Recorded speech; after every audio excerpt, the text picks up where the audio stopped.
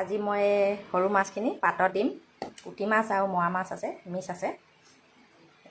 পাতত দিবলৈ মই ইয়াত পিঁয়াজ এটা কাটি লৈছোঁ, নহৰু কেইফুটামান গোটা গোটাকৈ দিম, ধান জলকীয়া, আদা অলপ পিচি লৈছোঁ আৰু নহৰু পিচি লৈছোঁ।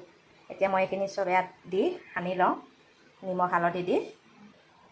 ইয়াত মই হালধি অলপ দিছোঁ, নিমখ অলপ দি দিছোঁ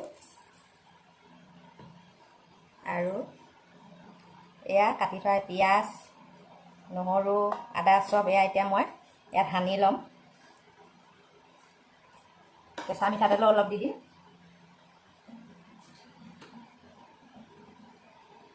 এয়া এতিয়া মই এইখিনি ভালকৈ সানি লওঁ। এয়া সানি লোৱা হৈ গ'ল। এয়া হৈছে হালধি পাত। মই হালধি পাততে আজি মাছ পাতত দিম। এয়া এতিয়া মই মাছখিনি ইয়াত ঢালি দিওঁ। এতিয়া মই এইখিনি এনেকৈ বান্ধি লওঁ। হালধি পাতত দিলে মানে চেণ্টটো বৰ ধুনীয়া আহে, খাবলৈও ভাল লাগে। এয়া টোপোলাটো এতিয়া হৈ গ'ল। টেয়াখন গৰম হৈ আছে, মই এতিয়া ইয়াতে দি দিওঁ। ঢাকনিয়ে ঢাকি ৰাখি দিওঁ। মই উল্টাই দিওঁ, মাজে মাজে উল্টাই থাকিব লাগে। হালধি পাতত চেণ্টটো আহে ইমান ধুনীয়াকৈ। হালধি পাতত মাছ দি খালে মানে বহুত ধুনীয়া লাগে, বহুত ভাল লাগে। গোন্ধটোতে ভাল লাগে। অলপ মই ঢাকি দিছোঁ। 5 মিনিটৰ মূৰে মূৰে লুটিয়াই থাকিব লাগে।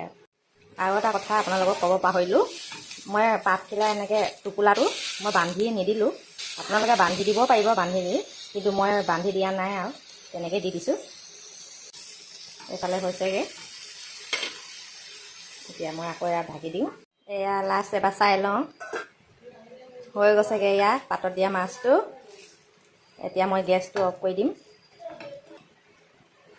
এয়া হৈ গ'ল। এতিয়া মই গেছটো অফ কৰি দিওঁ।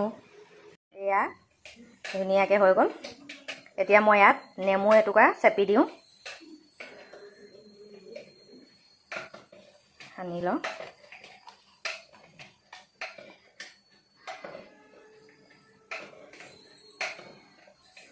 ধুনীয়াকৈ শুকান হৈ গ'ল। ইমান ধুনীয়া গোন্ধ ওলাইছে হালধি পাতৰ।